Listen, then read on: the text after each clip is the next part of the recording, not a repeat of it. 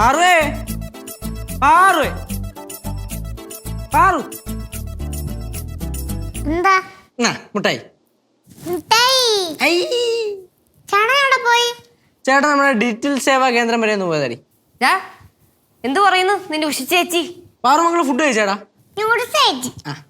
ഇന്നലെ തൊട്ട് മിണ്ടാട്ടൊന്നുമില്ലല്ലോ കേശുവേ. ആ ഫോണിന്റെ വേണ്ട, അത് വിട്ട കേസാണ്, ഓർപ്പിക്കല്ലേ. നീ പോയടാ ജനസേവാ കേന്ദ്രത്തിൽ? ഓ പോയച്ചാ. അവിടെ പോയിട്ട് ഞാൻ ഉച്ചേച്ചിയെ കണ്ട്. ഉച്ചേച്ചിയെ കണ്ടിട്ട് ചേച്ചിരുത്ത് പറഞ്ഞ്, ചേച്ചി ഇതുവരെ ഈ വീട്ടിലെ ആൾക്കാരുടെ നമ്പർ കൊടുത്തേക്ക് ശരി തന്നെ, ഇനി ആരാ നമ്പർ കൊടുക്കണ്ടെന്ന് പറഞ്ഞു. മകളെ എന്റെ നമ്പർ വേണമെങ്കിൽ കൊടുത്തോ, ഒരുപാട് ആൾക്കാർ കൊടുക്കണ്ട, കുറച്ച് ആൾക്കാർ വേണമെങ്കിൽ കൊടുത്തോ. എന്റെ പൊന്നച്ച വെറുതെ സഹായിച്ചു കുതിരേക്കല്ലേ, കുഴപ്പമില്ല. ഞാൻ പറഞ്ഞു പിന്നെ ചേച്ചിരുത്ത്, ചേച്ചി ഇനി വേണമെങ്കിൽ ഞാൻ ചേച്ചിയെ വന്ന് സഹായിക്കുകയൊക്കെ ചെയ്യാം, പക്ഷെ പാർട്ണർഷിപ്പിന് ഇല്ലെന്ന് പറഞ്ഞു. അതെന്തായാലും നന്നായി. അല്ല അത് നന്നായി. പിന്നെ പാർട്ണർഷിപ്പ് ഇല്ലാതെ വെറുതെ പോയി ജോലി ചെയ്യാനാ? നമ്മൾ പിന്നെ വെറുതെ പോയി പണിയെടുത്ത് കാശ് കൊണ്ടുവരേണ്ട കാര്യമൊന്നും ഈ വീട്ടിലില്ലല്ലോ. ഇവിടെ ഉള്ള എല്ലാവരും പണക്കാരല്ലേ, നമ്മളിനി കാശ് കൊണ്ടുവന്ന് വെറുതെ നമ്മളെന്തിനാ അടിമയൊക്കെ കേൾക്കണത്. ഇനിയിപ്പം ആ ട്യൂഷൻ ക്ലാസ്സിൽ അതും കൂടെ അങ്ങ് വിടണം, എന്നിട്ട് സ്വസ്ഥമായിട്ട് വീട്ടിലിരുന്ന് പഠിക്കണം. അതും നല്ല തീരുമാനം. ചേട്ടനോട് പോയതാ? ഞാനൊരു ഫ്രണ്ടിന്റെ വീട്ടിൽ പോയത്. നീ വല്ല അറിഞ്ഞാ ഇവൻ ജനസേവാ കേന്ദ്രത്തിന്റെ പാർട്ണർഷിപ്പ് വിടാൻ പോണെന്ന്? പിന്നെ ട്യൂഷൻ പഠിപ്പ് നിർത്തിയെന്ന്.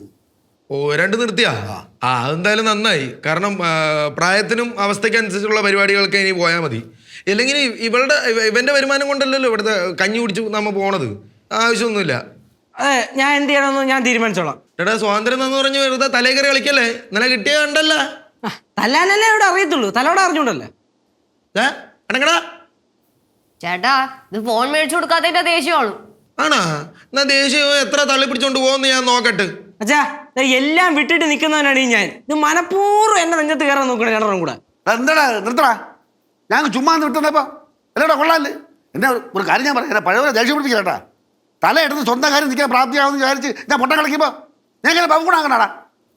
അച്ഛൻ ഞങ്ങൾ ബഫൂണ് നോക്കണല്ല, പക്ഷെ ഇവന്റെ ഷോ ഞാൻ കാണേണ്ട ആവശ്യമില്ല. ഇവന് 15 വയസ്സിലായിട്ടുള്ളൂ. അതിനുള്ള പ്രസരിപ്പും അഹങ്കാരമൊക്കെ മതി. ഒരുപാട് കിടന്ന് ഷോ കാണിക്കണ്ട കേട്ടാ. ഇവിടെ കിടന്ന് ഷോ കാണിച്ചാൽ കേശു നീ നല്ലത് മേടിക്കും. നിർത്ത് ഇനി ബാഗ് കൊണ്ട് വഴക്കൊന്നും ഉണ്ടാക്കണ്ട, നിങ്ങൾ പോയി. വഴക്കുണ്ടാക്കാനും അടി ഉണ്ടാക്കാനും ഇവിടെ ആൾക്കാർ ഇഷ്ടം പോലെ ഉണ്ട്. ഒരു ഫോൺ മേടിച്ചിട്ടവരാരും ഇല്ല. അതിനുള്ള സ്നേഹമൊന്നും ഞങ്ങൾക്ക് ഇല്ലടേ, ഫോൺ മേടിച്ചു തരാൻ. ആവശ്യത്തിന് സ്നേഹമൊക്കെ നിനക്ക് വീട്ടിൽ നിന്ന് തരുന്നുണ്ടല്ലോ, അത് മതി. ഇനി അപ്പുറത്തേക്ക് പോവൊന്നും വേണം കേട്ടല്ല. ഞാൻ പോവാച്ചാ. നീ ഇവിടെ പോണത് അച്ഛാ, എന്നെ സ്നേഹിക്കാനും ബഹുമാനിക്കാനൊക്കെ ഒരുപാട് ആൾക്കാർ പുറത്തുണ്ട്. ഞാൻ അവരുടെ അടുത്തോട്ട് പോണു. ഇവിടെ കിടന്ന് വെറുതെ അടിയൊന്നും കൊള്ളാൻ എനിക്ക് വയ്യ. അയ്യേ, കേശു കരയുന്ന കരയണടാ, കരച്ചിലേറുണ്ടാ? അച്ഛാ, മനഃപൂർവ്വം എന്നെ ഒന്നും കരയിപ്പിക്കാനുള്ള മാർഗം അച്ഛാ. നിർത്തടാ, കരയാണ്.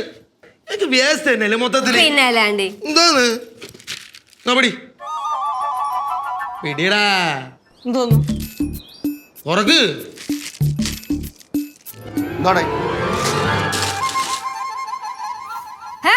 അച്ഛാ, ഫോണ് പുതിയ ഫോണാ? പൊളിച്ചല്ലടാ കേശു. ഫോണാ? 18,000 രൂപയുടെ ഫോണാണ്. എന്റെ 18,000. 18,000 രൂപ ഫോണാ? ക്യാഷ് 5,000 രൂപ ഫസ്റ്റ് ഡൗൺ പേയ്മെന്റ് കൊടുത്തു, ബാക്കി ഇൻസ്റ്റാൾമെന്റ്. ചെറുക്കനെ ശരിയുണ്ടാ? ചേട്ടാ മുത്താണ് ചേട്ടാ, നീ ഉമ്മ ഒന്നും വെക്കണ്ടാ. നിനക്ക് ദേഷ്യം വരുമ്പോ നിന്റെ വായിന്ന് എന്തൊക്കെ പറഞ്ഞ് ഞങ്ങൾ അറിഞ്ഞല്ല. ചേട്ടൻ നമ്മുടെ ചങ്കല്ലേ? ചങ്കാണ്, ചങ്കിടിപ്പാണ്. ഫോൺ ഇഷ്ടപ്പെട്ടാ? നല്ല കൊള്ളാടെ മുടിയാ. നിന്നെ ഉണ്ടല്ലോ ഞാൻ. എടാ, ഞാൻ ഇന്ന് ഇവനൊരു ഫോൺ വാങ്ങിച്ചു കൊടുക്കാൻ വേണ്ടി ഇരുന്നതാണ്, അറിയാ? എന്തോ എങ്ങനെ? എഞ്ചിനീയർ അടുത്ത് നിന്ന് 10,000 രൂപ ഞാൻ വാങ്ങിച്ചു. 10,000 രൂപ കൊടുത്തിട്ട് ബാക്കി ഞാൻ നീ നേരത്തെ ഇൻസ്റ്റാൾമെന്റ് വ്യവസ്ഥയിൽ 22,000 രൂപ ഫോൺ ഞാൻ ഇവന് വാങ്ങിച്ചു കൊടുക്കാൻ വേണ്ടിയിരുന്നപ്പോൾ നീ അതിനിടയ്ക്ക് ഓവർടേക്ക് ചെയ്ത് വാങ്ങിച്ചു കൊടുത്താടാ. എത്ര? 22,000 രൂപ ഫോണ്. അത് ശരി. എന്നിട്ട് വളർന്ന് ഒരു കാര്യം ചെയ്യാൻ സമ്മതിക്കൂല.